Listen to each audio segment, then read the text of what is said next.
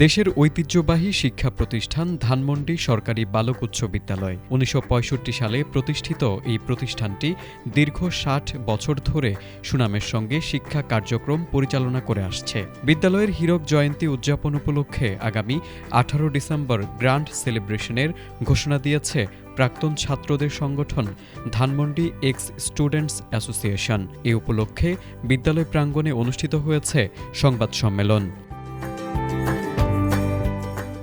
শুক্রবার বিদ্যালয় প্রাঙ্গণে আয়োজিত সংবাদ সম্মেলনটি শুরু হয় ভিন্নধর্মী আয়োজনে। কোনো বক্তব্য বা আনুষ্ঠানিক ঘোষণার আগে প্রদর্শিত হয় একটি মিউজিক ভিডিও। বিদ্যালয়ের প্রতি ভালোবাসা ও স্মৃতিকে কেন্দ্র করে গানটির কথা ও সুর করেছেন Dhanmondi x students association ad hoc কমিটির সদস্য সাব্বির হোসেন। পরে গানটিকে ৬০তম প্রতিষ্ঠা বার্ষিকীর অফিসিয়াল থিম সং হিসেবে ঘোষণা করা হয়। এটার মূল্য অনেক বেশি, নিজেকে গড়ে তোলার সবকিছু স্কুল থেকেই আসে। আগামী ১৮ ডিসেম্বর ২০২৬ তারিখে আমরা এই বিদ্যালয় প্রাঙ্গণে আয়োজন করতে যাচ্ছি আমাদের ৬০ বছর প্রতিষ্ঠা বার্ষিকীর গ্র্যান্ড সেলিব্রেশন। সংবাদ সম্মেলনে উপস্থিত ছিলেন বিদ্যালয়ের দুই প্রজন্মের দুই সঙ্গীত শিল্পী, বাংলাদেশের সঙ্গীতের কিংবদন্তি ফেরদৌস ওয়াহিদ এবং রক ব্যান্ড ARK এর প্রধান কণ্ঠশিল্পী সৈয়দ হাসানুর রহমান হাসান। দুজনেই এই বিদ্যালয়ের প্রাক্তন ছাত্র।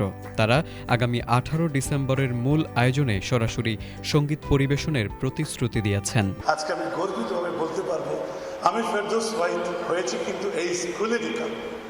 এখানে সঙ্গীতের যে গঠন, সঙ্গীতের প্রতি আদর, ভালোবাসা, মায়া, মমতা সব কিন্তু এই স্কুল থেকে আমার উঠে এসছে। এই স্কুলে প্রতি বছর রবীন্দ্র জয়ন্তী, নজরুল জয়ন্তী, কবি জসিমউদ্দিনের জন্মবার্ষিকী বা মৃত্যুবার্ষিকী এরকম কিছু কিছু অনুষ্ঠান অনুষ্ঠিত হতো, যেখানে স্কুলে ক্লাস টাইমে ক্লাস বন্ধ করে দিয়ে সেকেন্ড হাফে সবাই আমরা অডিটোরিয়ামে চলে আসতাম এবং উদযাপন করতাম দিনটাকে।